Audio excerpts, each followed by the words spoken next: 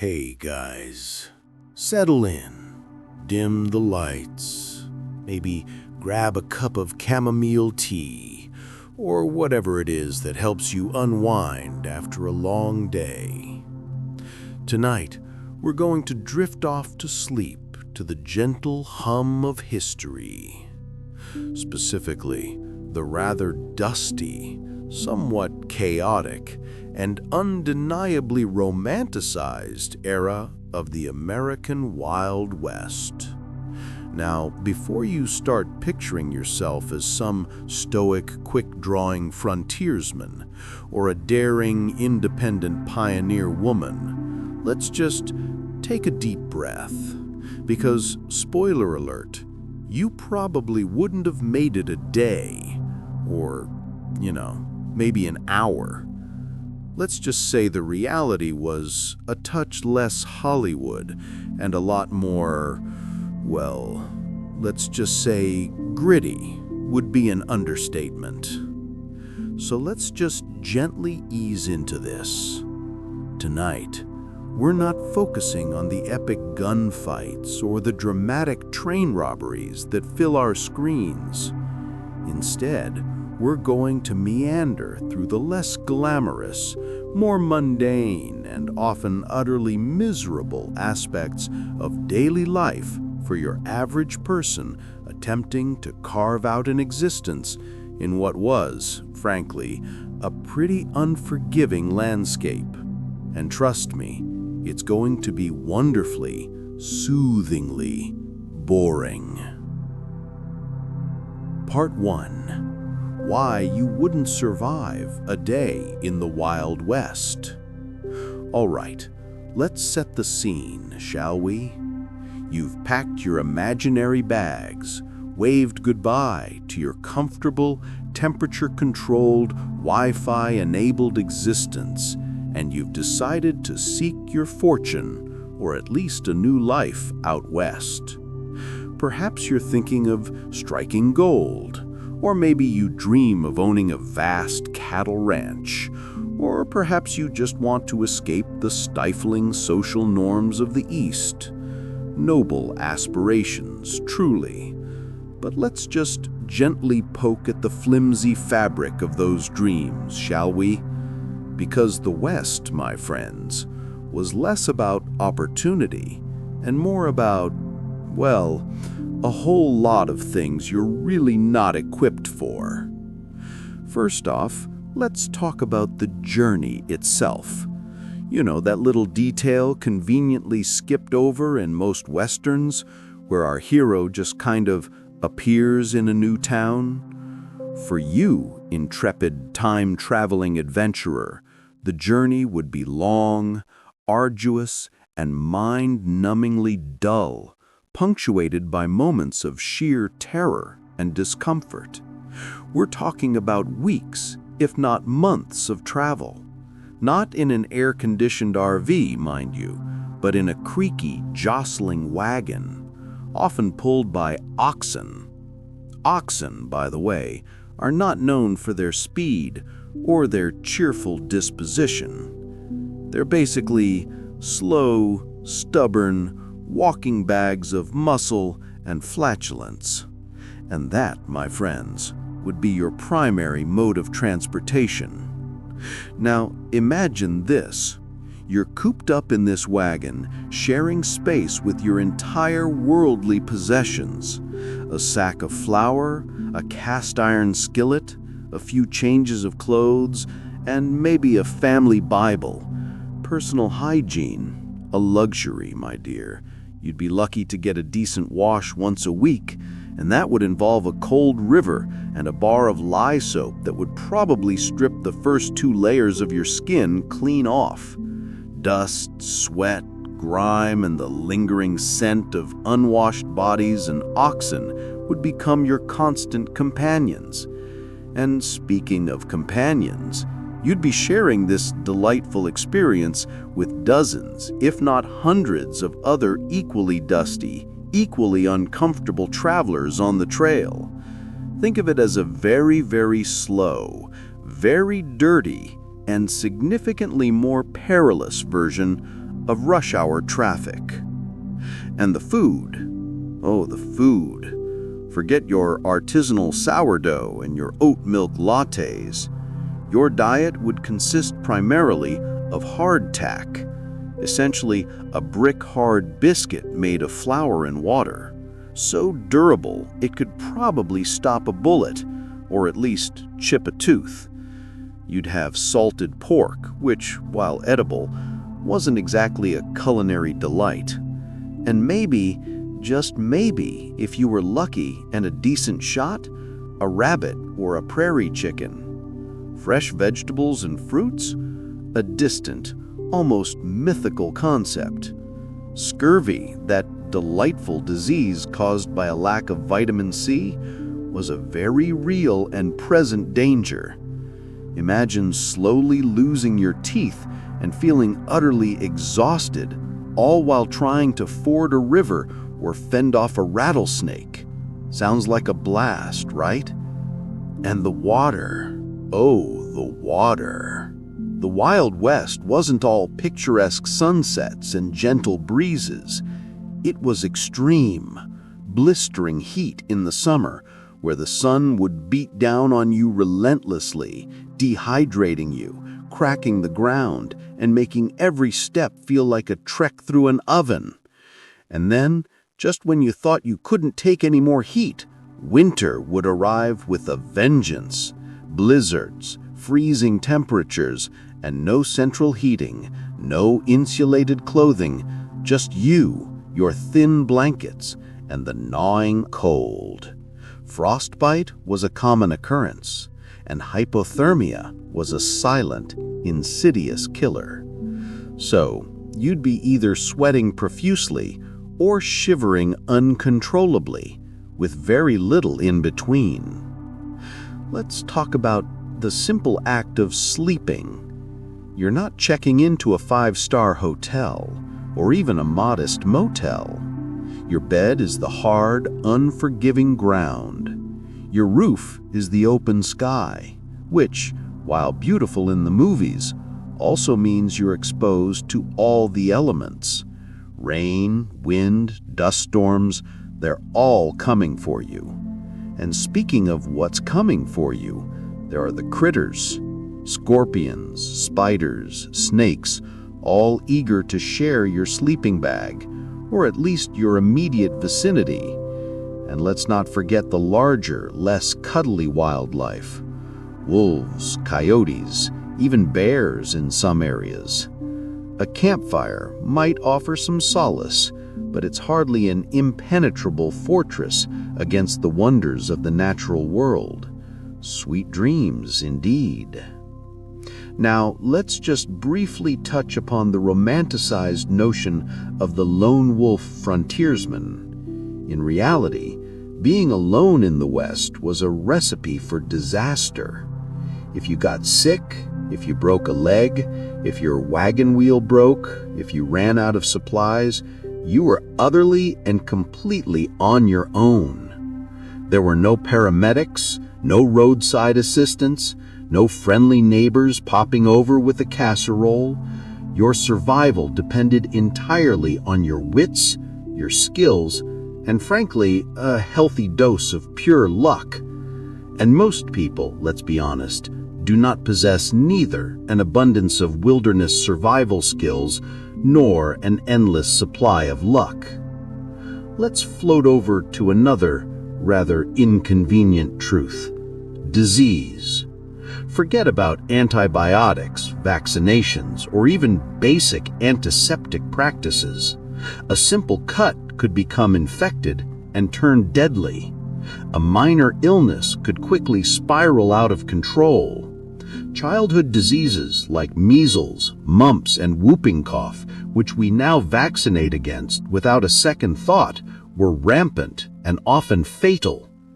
If you had a fever, if you got sick from tainted water, if you caught a cold that turned into pneumonia, your chances of recovery were significantly lower than they are today.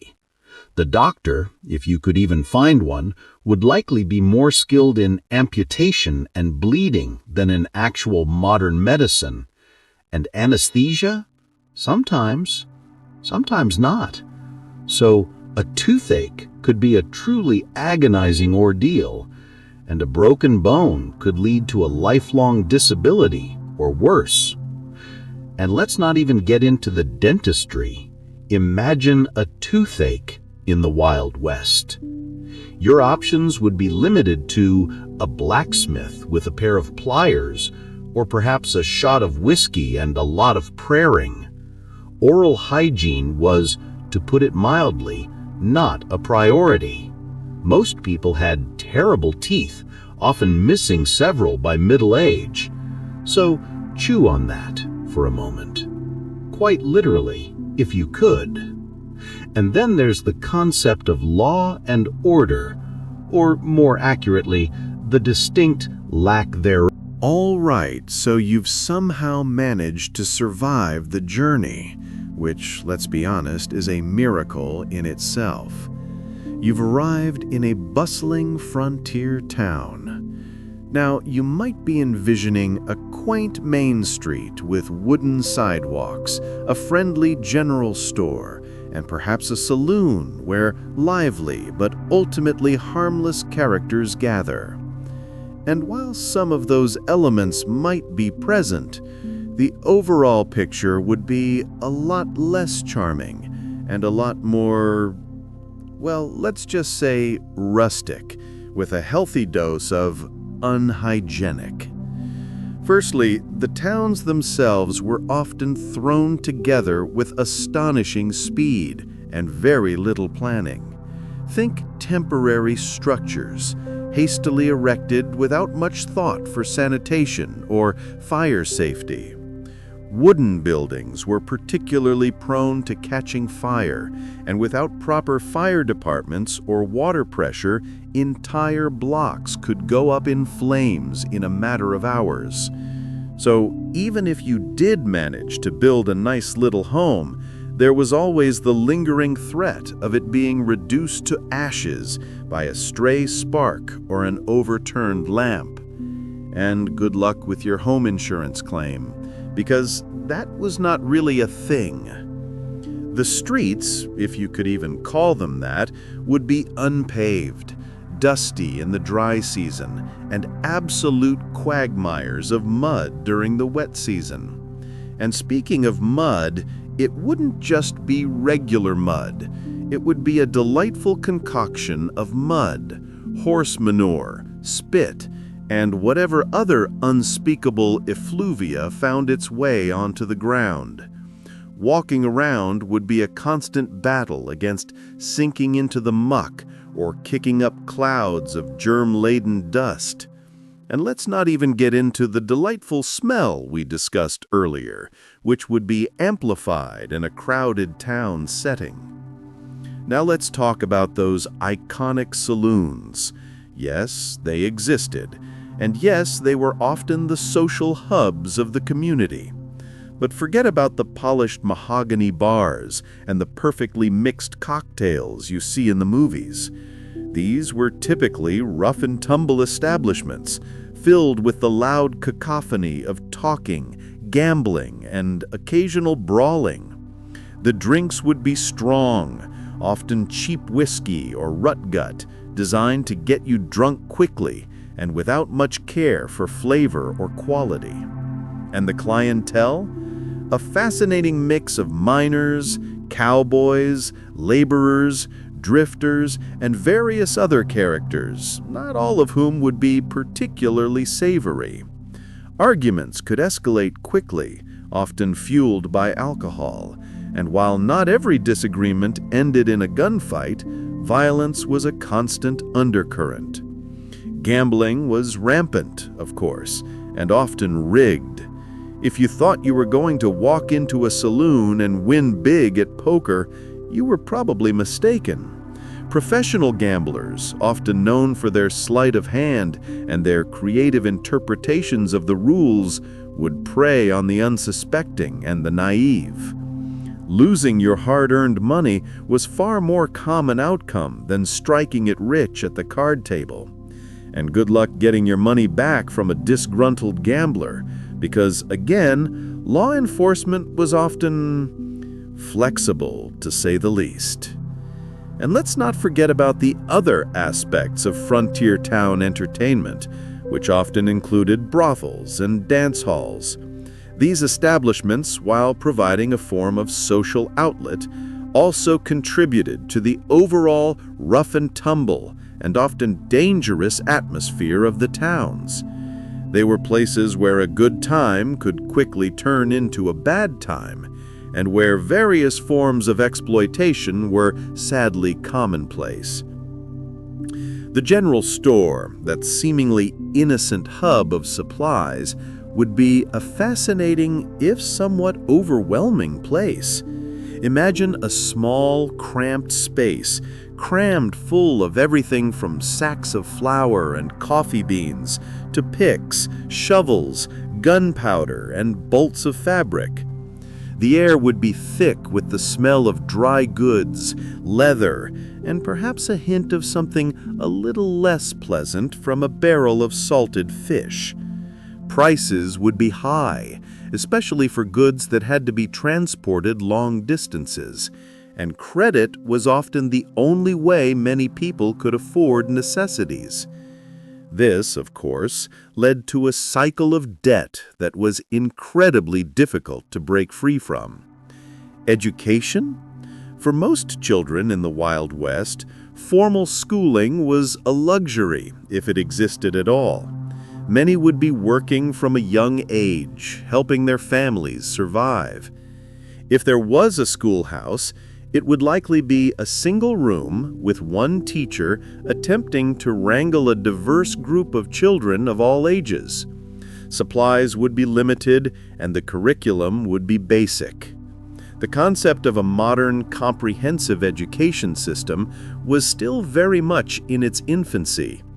So, unless your parents were particularly dedicated to your intellectual development, your education would likely consist of learning practical skills for survival, which, while valuable, probably wouldn't prepare you for a career in astrophysics.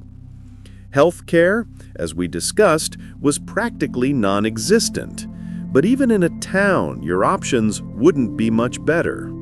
Doctors were few and far between, and their medical knowledge was often rudimentary by modern standards. Quack remedies and folk cures were common, and many doctors were little more than charlatans preying on desperate people. Surgery, when performed, was a gruesome affair, often without anesthesia and with a high risk of infection. So a trip to the doctor was often a last resort, and not one to be undertaken lightly. And what about communication? Forget instant messaging, email, or even a telephone. News traveled by word of mouth, by letter carried by Pony Express or stagecoach, or by the occasional newspaper, often weeks or months old. Staying connected with family and friends back east would be a slow, painstaking process. Loneliness and isolation were very real challenges for many people in the West, especially for those who had left everything familiar behind. Let's just take a moment to consider the sheer effort involved in daily tasks. No running water, no electricity, no modern appliances. Every single chore, from cooking to cleaning to doing laundry, was a laborious, time-consuming endeavor. Water had to be fetched from a well or a pump, often several times a day.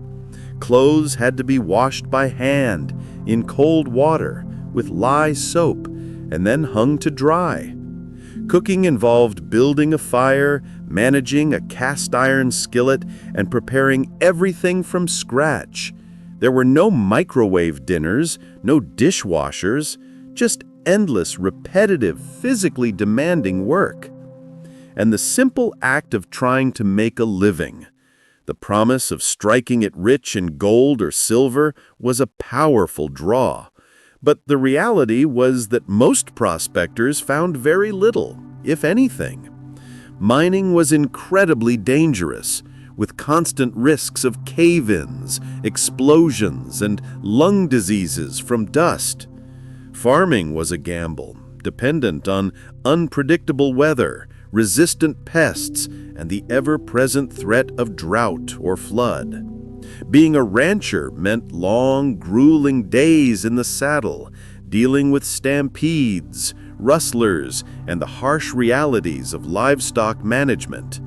Most people in the West lived on the edge. One bad season, one illness, one stroke of bad luck away from financial ruin. So when you see those charming images of frontier towns in movies, remember the underlying reality.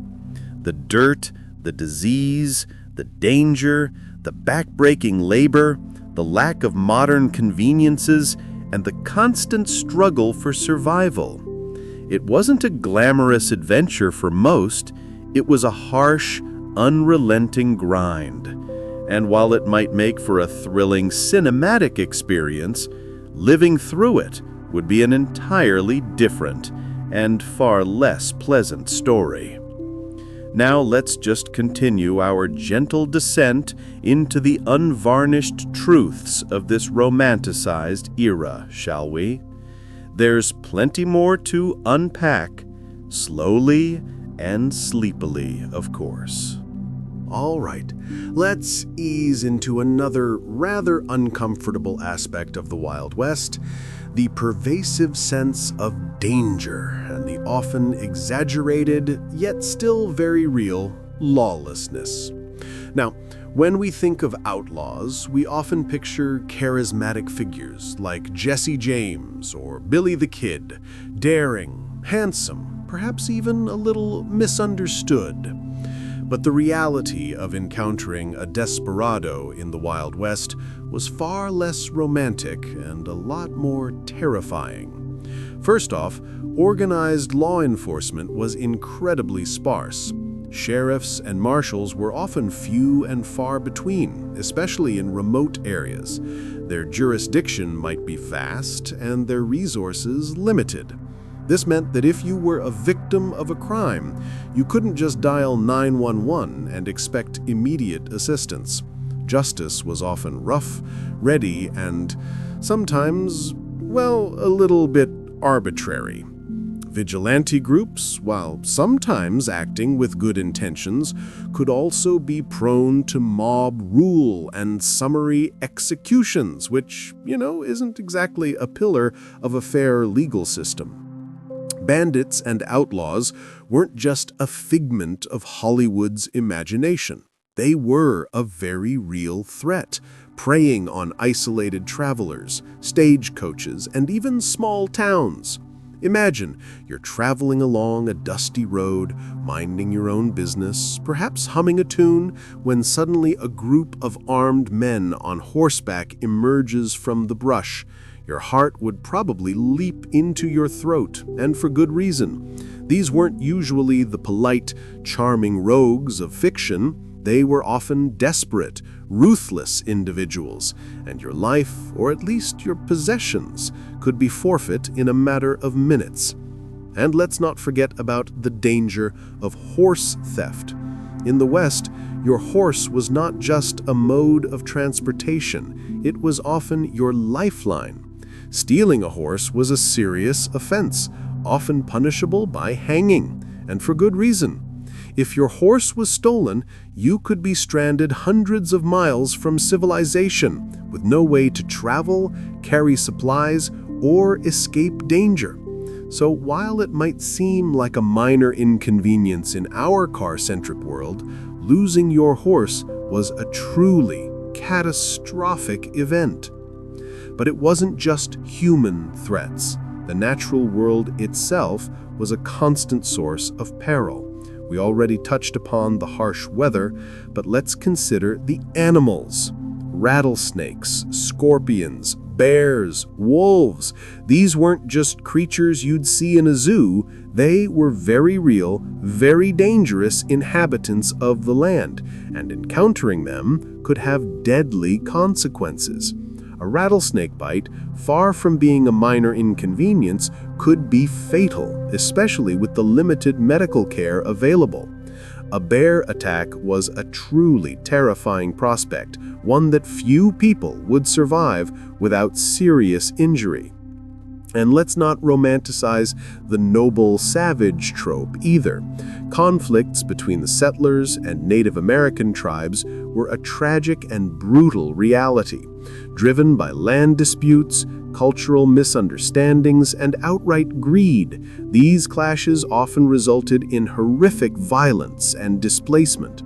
If you were a settler, you lived with the constant fear of raids. If you were Native American, you faced the existential threat of your ancestral lands being stolen, your way of life destroyed, and your very existence challenged. This wasn't a playground for cowboys and Indians. It was a bloody, desperate struggle for survival and sovereignty. Let's also consider the ever-present threat of accidents.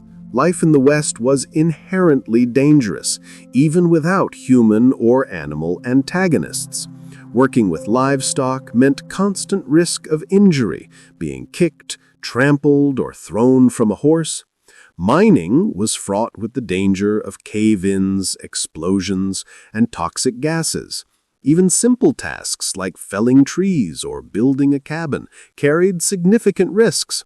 A misplaced axe swing, a falling log, a faulty piece of equipment, any of these could result in severe injury or death.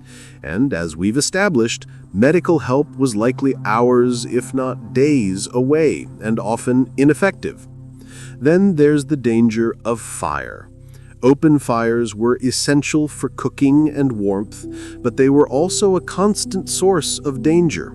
A stray spark could ignite a dry patch of grass, leading to a devastating prairie fire that could sweep across vast distances, destroying homes, livestock, and crops in its path. Imagine watching everything you've worked for go up in smoke, with no way to stop it and no insurance to fall back on. It was a terrifying, all too common reality. And let's not forget the simple lack of safety standards. Tools were often rudimentary, construction techniques basic, and proper safety equipment non-existent. There were no hard hats, no safety goggles, no harnesses. If you were building a fence, digging a well, or even just climbing a ladder, you were doing so at your considerable risk. A fall from a horse could easily result in a broken neck or a serious concussion. A misstep while crossing a river could lead to drowning. Life was lived on a knife's edge, with danger lurking around every corner, in every task, and in every unexpected turn of events. So the notion of the Wild West as a place of endless freedom and opportunity often overlooked the grim reality of pervasive danger and uncertainty. It wasn't a place for the faint of heart, or for those accustomed to the safety nets and protections of modern society. It was a brutal, forgiving environment, where survival was a daily struggle, and where a single mistake or stroke of bad luck could lead to tragedy. The romanticized image of the courageous individual facing down adversity pales in comparison to the sheer, relentless, often unglamorous struggle against a multitude of threats. And that, my friends, is why you would have likely found the Wild West a lot less thrilling and a lot more, well, let's just say, anxiety-inducing. Now let's just gently continue our journey into the quiet discomfort of the past. There's still so much more to slowly unravel. All right, let's just continue our wonderfully mellow meander through the less than glamorous aspects of the Wild West by focusing on the sheer physical discomforts and the utterly baffling lack of basic amenities that we simply take for granted today. Imagine, if you will, a life devoid of, well, most things that make modern life tolerable. Let's begin with something as fundamental as light. When the sun went down, it really went down. There was no flicking a switch, no ambient street lighting, just profound darkness. Your primary sources of illumination would be candles or oil lamps. Candles provided a weak, flickering glow, barely enough to read by, and they burned down quickly. Oil lamps were a bit better, but they smelled of kerosene and presented a constant fire hazard. So your evenings would be spent in semi-darkness, limited in activity, and often dictated by the natural rhythms of the sun. Forget about binge-watching your favorite shows. Your evenings would be an exercise in quiet contemplation, or perhaps a struggle to see what you were eating. And then there's the heating, or the lack thereof. In winter, as we briefly touched upon, it got cold. Really, truly bone-chillingly cold. Your primary source of heat would be a fireplace or a wood-burning stove. This meant a constant battle against the elements and a never-ending chore of gathering and chopping firewood. Imagine the feeling of waking up in a freezing cabin, stumbling out of bed, and having to immediately start a fire just to take the edge off the cold. There was no thermostat to adjust, no central heating quietly humming away, just the crackle of burning wood and the constant effort required to keep warm. And if you ran out of wood, or if a blizzard trapped you indoors, the cold could quickly become a deadly threat. Let's talk about refrigeration, or rather, the complete absence of it. Keeping food fresh was an enormous challenge. Meat would be salted, smoked, or dried. Vegetables and fruits, when available, had to be eaten quickly or preserved through canning, a laborious process itself. Milk, butter, and other perishables would spoil rapidly in the heat. This dramatically limited dietary options and made meal planning a constant struggle. You couldn't just pop to the grocery store for fresh ingredients whenever you felt like it. Your diet was dictated by what was available, what could be preserved, and what wouldn't give you food poisoning. Food safety standards were, shall we say, a work in progress. Clothing, another area of significant difference. Forget about a diverse wardrobe of breathable fabrics and fashionable outfits. Your clothes would be practical, durable, and likely made of wool, cotton, or leather. They were designed for protection against the elements and rough work, not for comfort or style. Washing them was a monumental task, so they would often be worn for extended periods, accumulating dirt, sweat, and smells. And a fresh pair of socks? A luxury beyond compare. Imagine wearing the same thick, scratchy clothes for days, if not weeks, on end, in all sorts of weather. It makes even our worst laundry days seem like a trip to the spa. And let's gently glide into the topic of personal grooming. We've talked about the limited bathing opportunities, but let's delve a little deeper. Hair was often long and unkempt, prone to tangles and dirt. Shaving, for men, was a daily chore that required a sharp razor, hot water, if you could manage it, and a steady hand, often done without the benefit of a mirror. Beards, of course, were common, as they were easier to maintain. For women, elaborate hairstyles were difficult to achieve and maintain without modern tools and products. So the polished, pristine appearances we see in movies are once again a considerable exaggeration. Everyone would look a bit more, shall we say, disheveled. Now let's talk about waste disposal. This is where things get truly unglamorous. There was no municipal garbage collection, no sewage systems. Human and animal waste often accumulated in or near living areas, creating breeding grounds for disease. Outhouses were the norm, and while they served a purpose, they were hardly pleasant, especially in extreme weather or with swarms of flies. Garbage would be burned, buried, or simply left to rot, attracting pests and contributing to the overall unsanitary conditions. The concept of a clean, germ-free environment was simply not a reality for most people. And the noise, or rather the lack of certain noises and the presence of others.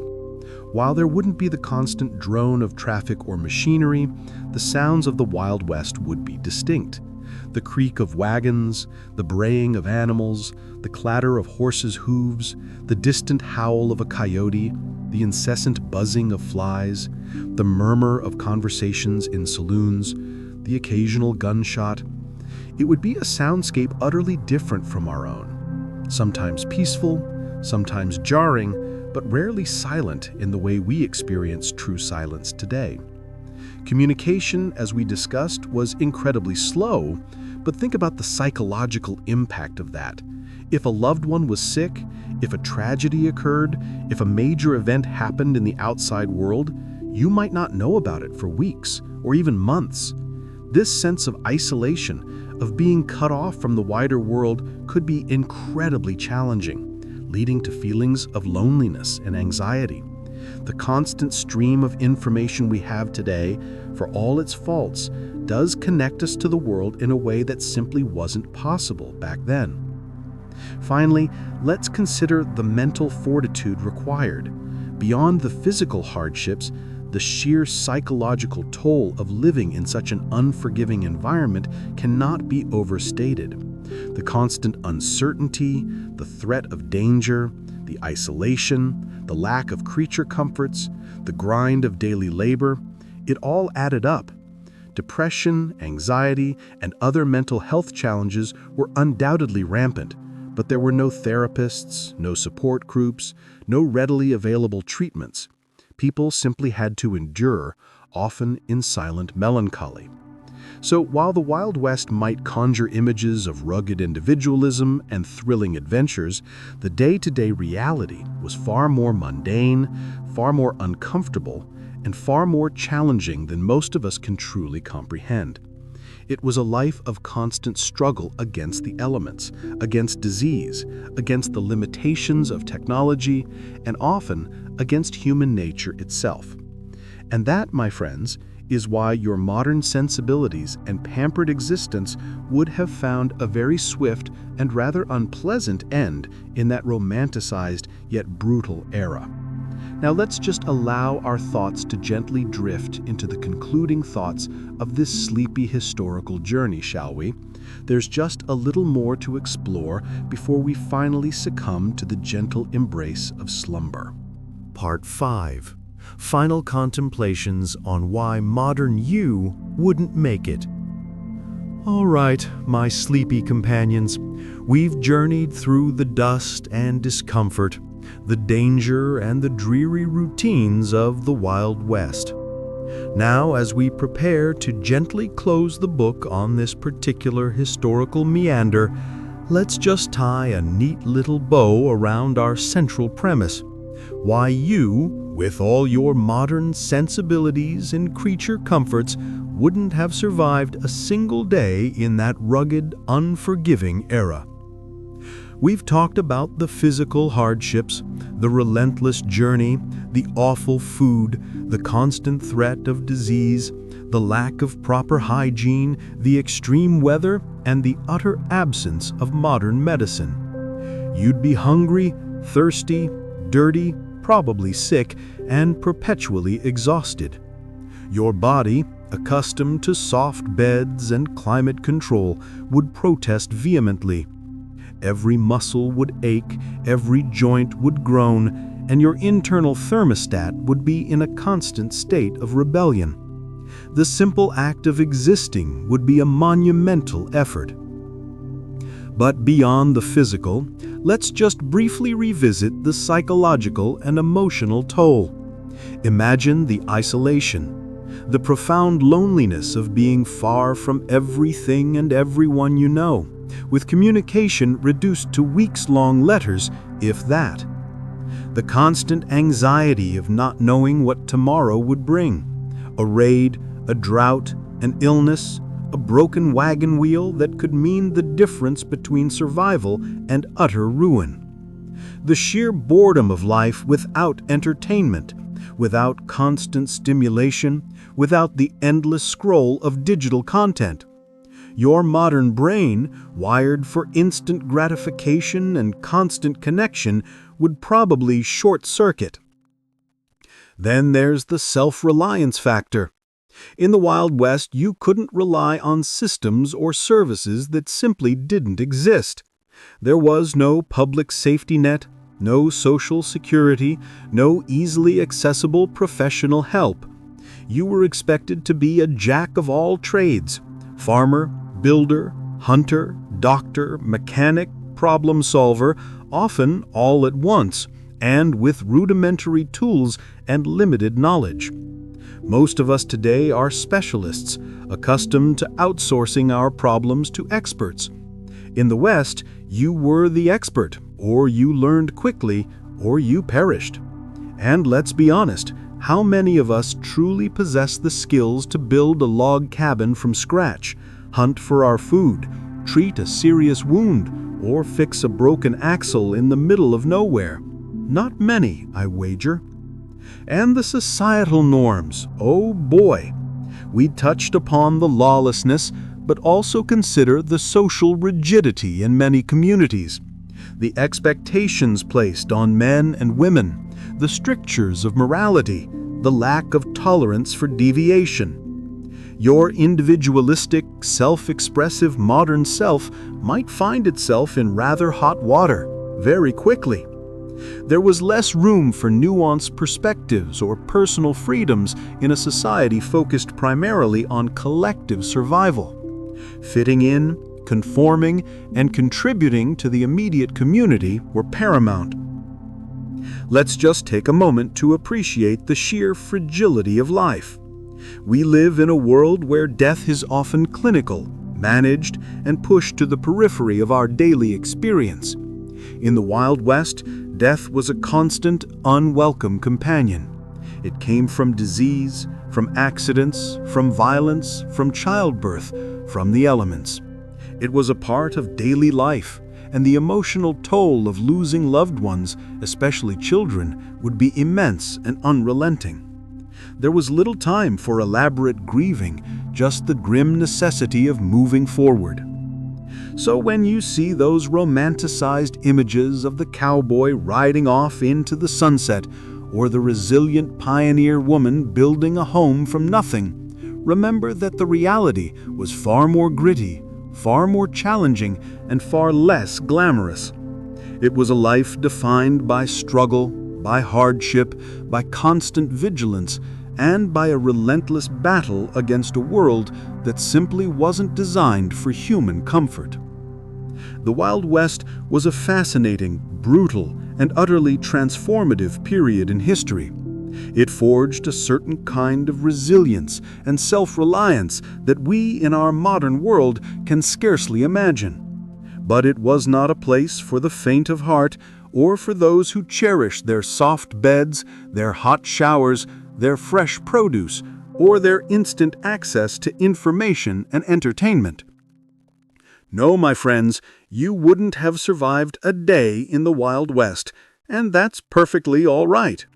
Because understanding that, truly comprehending the sheer difference in daily existence, allows us to appreciate the comforts and conveniences of our own time. It allows us to view that romanticized past with a more informed, more realistic, and perhaps a more grateful perspective. So as the last embers of our historical exploration gently fade, I hope this quiet contemplation of the Wild West's unvarnished truths has been a soothing lullaby, a gentle drift into the comforting silence of historical reflection.